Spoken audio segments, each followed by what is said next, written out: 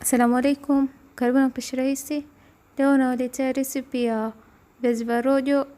Kama wewe ni mpya katika channel yangu, please usisahau kusubscribe na kubonyeza kengele itakayokuja baada ya kusubscribe ili uweze kupata kila recipe mpya tutakayopost. Pia like hii video na share na wenzako ili pia uweze kufaidika. Pia kama bado ni follow Instagram, ni follow Mapishi Rahisi na like Facebook page yangu Mapishi Rahisi. Na sasa tutaona jinsi ya kutengeneza recipe ya viazi vya rojo. Mwanzo utahitaji kilo moja viazi ambavyo unatakikana uzichambue na uzikatekate. Tomato 3 nimesaga na maji kidogo. Kitunguu maji 1 iliyokatwakatwa. Kijiko kimoja kikubwa ginger garlic paste ama kitunguu saumu na tangawizi iliyosagwa. Pilipili ya kuwasha 5, embe bichi 1 iliyokatwakatwa. Juisi ya ndimu nitatumia nusu, na kijiko kimoja na nusu kikubwa tomato paste, kijiko kimoja na nusu kidogo curry powder na chumvi kiasi.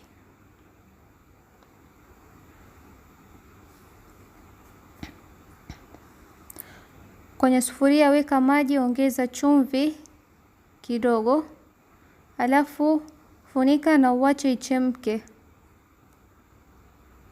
Ikishachemka weka viazi vako ulivyokatakata.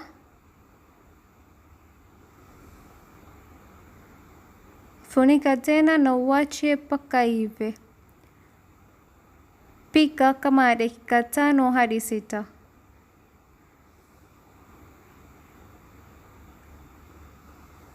Ikishaiva toa kwenye maji, kwa sababu ukiwacha kwenye maji itaendelea kuiva zaidi na itavuruika.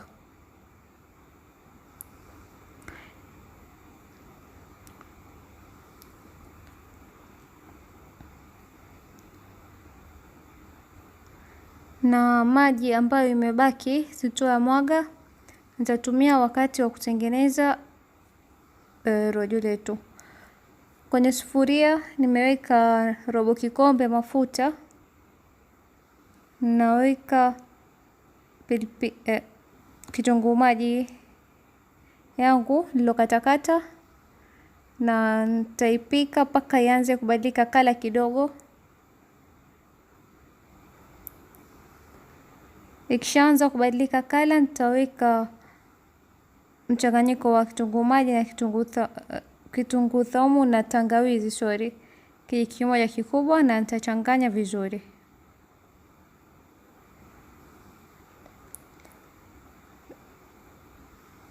Kisha ninaweka tomato zangu nilizo blend,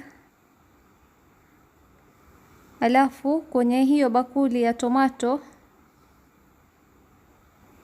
nitaweka maji nilobakisha kwenye viazi. Yale maji nilochemsha viazi siku ya mwaga ninaweka hapa kidogo, alafu nitaweka kwenye mchanganyiko wangu ambao uko kwenye sufuria, na nitachanganya vizuri. Kisha nitafunika na nitapika kama dakika 7 ama mpaka ianze kuwa nzito nzito na ipungue, saizi yake ipungue. Alafu ninaweka embe bichi nililokatakata 1, na nachanganya vizuri. Baada ya kukoroga nafunika tena na nitapika kama dakika 2, na baada ya hapo nitakoroga tena kidogo. Kisha nitaweka tomato paste na nitakoroga tena ili ichanganyike vizuri. Alafu nitaweka curry powder na chumvi kiasi, na nachanganya vizuri. Alafu ninaweka viazi vangu ambavyo nilichemsha na nachanganya tena.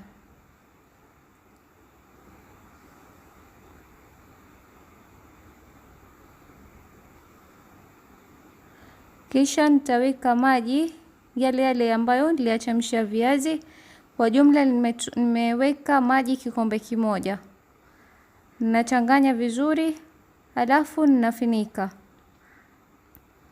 Nitawacha ipikike kama dakika 3 hadi 4 ama mpaka ianze kuwa nzito nzito. Kisha ninaweka pilipili za kuwasha 5 na juisi ya ndimu nusu.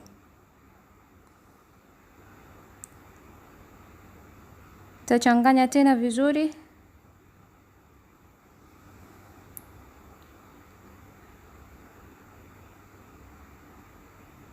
Nitafunika na nipike dakika 1 hadi 2. Na sasa viazi vangu vya rojo viko tayari kama mnavyoona. Mimi ninapenda iwe na uzito kama unavyoona kwenye video, kwa sababu ikishapoa itazidi kuwa nzito.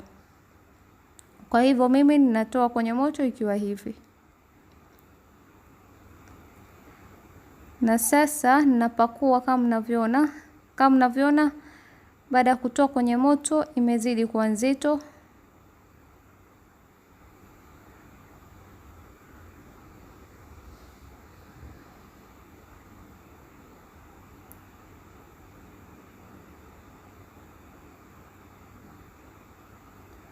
Unaweza ukala na mkate ya naan, mikate ya kawaida, chapati, waweza pia ukala na wali,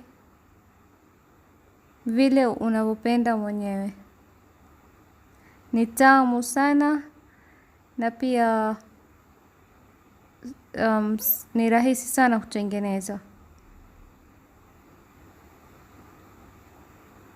Na sisi kwa siku hii ilikuwa tunakula na mkate ya naan, na nitawekea recipe ya hii mkate kwenye YouTube channel yangu inshallah. Kama umependa hii recipe, please usahau kusubscribe, like, share, comment. Asante kwa kuangalia video yangu. Bye.